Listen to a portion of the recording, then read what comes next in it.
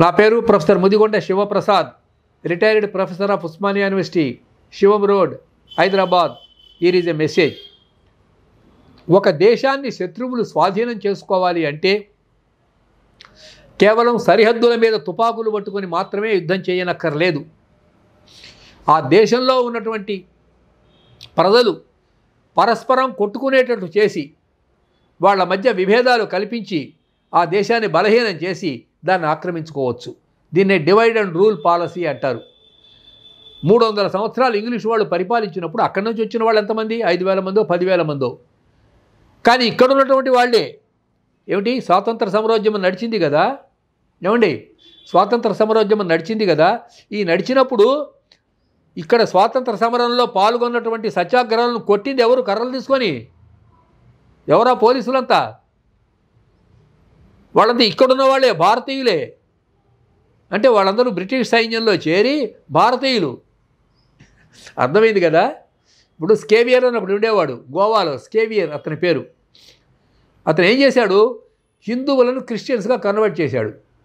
ఈ క్రిస్టియన్గా కన్వర్ట్ అయిన హిందువులే 100 దేవాలయాలు కూల్చివేశారు. ఎక్కడ? గోవాలో.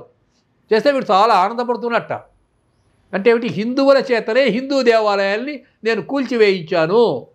సెయింట్ స్కేవియర్. This is history. ఇందులో నేనే అభూత కల్పనలు చేయటం లేదు. చూడండి. అదే చరిత్ర ఇవాళ జరుగుతున్నది. భారతీయుల చేతనే భారతదేశాన్ని బలహీనం చేయాలి అన్నటువంటి ఉద్యమం. ఇందుకు వాళ్ళు విదేశాల నుంచి డబ్బు ఇస్తున్నారు. యుఎస్ఎయిడ్ అని ఒక సంస్థ ఉంది. ఈ యుఎస్ఎయిడ్ సంస్థ ద్వారా ఇండియాలోకి డబ్బు వస్తుంది. ఎయిడ్ అంటే ఏమిటి? సహాయం. మేము ఏం సహాయం చేస్తున్నాం? అనాథ శరణాలయాలకు సహాయం చేస్తున్నాము. ఇంకా చదువుల కోసం స్కాలర్షిప్స్ ఇస్తున్నాము. విద్యా పోషణ కోసం ఇస్తున్నాము. ఇది వినటానికి బాగుంది కదా, స్కాలర్షిప్స్ ఇచ్చి విద్యా పోషణ. కానీ వాస్తవం ఏమిటంటే కన్వర్షన్స్ కోసం వస్తుంది ఈ డబ్బంతా. They are sending these huge amount to convert Hindus into Christians and establish their evangelical country. Papal country. Papal అంటే పోపు గారి రాజ్యాన్ని ఇండియాలో స్థాపించడం కోసం రకరకాల ఛానల్స్ ద్వారా ఇండియాలోకి డబ్బు వస్తున్నది. వీటి మీద our beloved prime minister of India, that is Narendra Modi garu, ఆయన తన సీక్రెట్ ఇన్ఫర్మేషన్ తెప్పించుకొని ఎన్నెన్ని కోట్ల రూపాయలు భారతదేశంలోకి ప్రవేశించాయో వాటన్నిటి మీద నిఘా పెట్టారా? పెట్టి ఉండవచ్చు. ఎందుకంటే లేమ్యాన్ అంటే మామూలుగా ఉన్న మనకే ఇంత ఇన్ఫర్మేషన్ తెలిసినప్పుడు మరి ఆ గూఢచారి వ్యవస్థకు గౌరవనీయులైనటువంటి మన అమిత్ షా గారికి, హోమ్ మినిస్టర్కి తెలియదంటారా?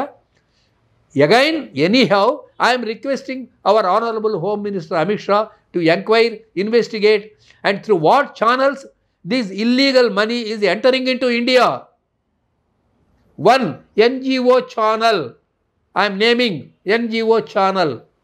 Second, Sadbhavana channel, it is entering.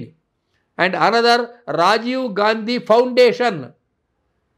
ఈ రాజీవ్ గాంధీ ఫౌండేషన్ అన్న ఛానల్లోకి చైనా నుంచి డబ్బు వచ్చింది. ఎందుకు? చైనా వాళ్ళకు అనుకూలంగా ఇండియాలో ఒక ప్రాపగాండా ఏర్పాటు చేయాలి అని. ఈ డబ్బు 2006వ సంవత్సరంలో, I'm giving you the date also, 2006లో Sonia Gandhi garu, Anand Sharma and third person Rahul Gandhi garu వీరు బీజింగ్కు వెళ్ళి సంతకం పెట్టారు ఈ అగ్రిమెంట్ మీద. ఈ అగ్రిమెంట్ ప్రకారం ఇండియాలో చైనాకు వ్యతిరేకంగా ఎవరు నోరెత్తకూడదు. ఇండియాలో చైనాకు వ్యతిరేకంగా ఎవరు నోరెత్తకూడదు. టిబెట్ ఎవరన్నా దలైలామా వెంట ఉండి మాకు టిబెట్ స్వాతంత్రం కావాలి అని అల్లరి చేస్తే వాళ్ళందరినీ అణిచివేయాలి.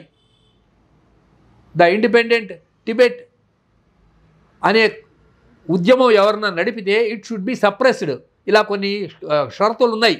ఇంకా మరికొన్ని షరతులు ఇంకా బయటికి రాలేదు. It is for the government of India to declare that document. 2006 document ఇది. ఈ డాక్యుమెంట్ మీద రాహుల్ గాంధీ సిగ్నేచర్ చేశాడు. ఇప్పుడు నేను చెప్తుంది మీకు అఫీషియల్ ఇన్ఫర్మేషను. విన్నారా? మరి ఆ 2006లో చైనాతో unfortunately at that time neither Sonia Gandhi nor Rahul Gandhi are not in power. అప్పుడు ప్రైమ్ మినిస్టర్ వేరు, ప్రెసిడెంట్ వేరు. మరి వీళ్ళు వెళ్ళి అక్కడ డాక్యుమెంట్లు ఎట్లా సంతకం పెట్టారు ఆలోచించండి.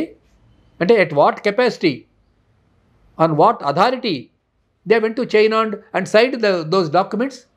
ఇవి మనం ఎంక్వైరీ చేయాలి కదా.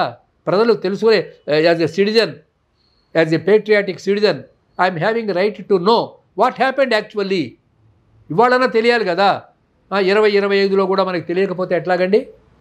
కాబట్టి ఇలా మన దేశంలోకి ఇల్లీగల్గా మతం మార్పిళ్ల కోసం వస్తున్నటువంటి ధనం ఏదైతే ఉన్నదో దాన్ని నిరోధించడం కోసం ఎవరెవరైతే ఈ డబ్బును పంపుతున్నారో వాటి మూలాలు అంటే రూట్స్ను మన సెంట్రల్ గవర్నమెంట్ ఇన్వెస్టిగేట్ చేయాలి అని నేను ఈ వీడియో ద్వారా మీ అందరికీ కూడా విజ్ఞప్తి చేస్తూ ఉన్నాను. నమస్కారం. My Media, the voice of India.